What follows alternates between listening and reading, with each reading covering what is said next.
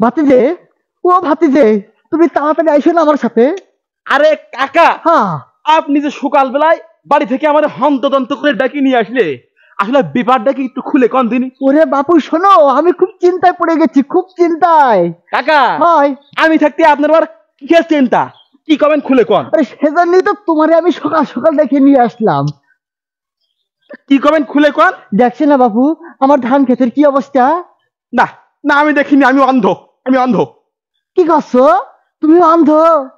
ও আল্লাহ, তাহলে আমি তোমারে নিয়ে আসলাম কিসের জন্য? আমার তো চোখ আলা আরে অংশের কাকা, দরকার। ইয়ার কি মারতেছেন নাকি? আমার সময় সময় নাই, ব্যস্ত ব্যস্ত বলেন। তুমি দেখতে পাচ্ছ সত্যি সত্যি? হ্যাঁ পাচ্ছি, আমি একদম সুস্থ মানুষ হিসেবে সুন্দর দেখতে পাচ্ছি ধান খেত।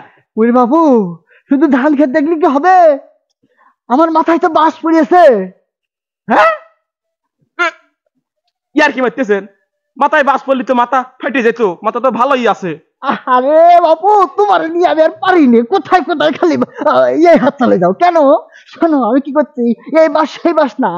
আমার ধান ক্ষেতের পাতাগুলো দেখছো, সবুজে সমারোহ থাকবে না, সেটা না থেকে থাকতেছে এখন লালচে। কি জন্য থাকবে? আমার ধান ক্ষেত থাকবে সবুজ। কাকা, হ্যাঁ।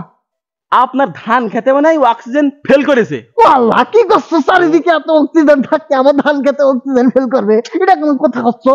তা পুরোটা শোনেন। হয়।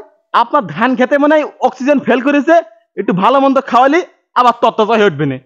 রে আল্লাহ, রে আল্লাহ, আমি সেই জন্যই তো তোমারে নিয়ে আসলাম বাপু। আমি কি খাতি দেবো, কি খাতি দেবো ধান খেতে? একটু কাউ দিনে খুলে খাও। ধানের পাতা হলুদ হয়ে যাচ্ছে, তাইলে তো এটা অনেক চিন্তার বিষয়। তবে হ্যাঁ, আপনি কোনো টেনশন করবেন না, আমি আছি না। আপনার এই ধান খেতে আমি 5G স্পিডের ঔষধ ব্যবহার করব। কালকে সকালে উঠে দেখবেন আপনার ধান খেত সবুজে সমারোহ হয়ে গেছে। বুঝতে পারছেন?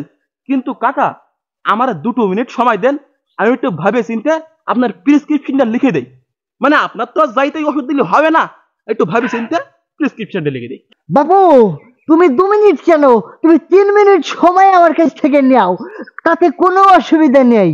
তবে হ্যাঁ, আমার ধান খেতে ভালো মানের ঔষধটা যেন প্রয়োগ করতে পারি, সে পরামর্শটা আমারে দিও, ঠিক আছে? 2 মিনিট, 2 মিনিট। আচ্ছা।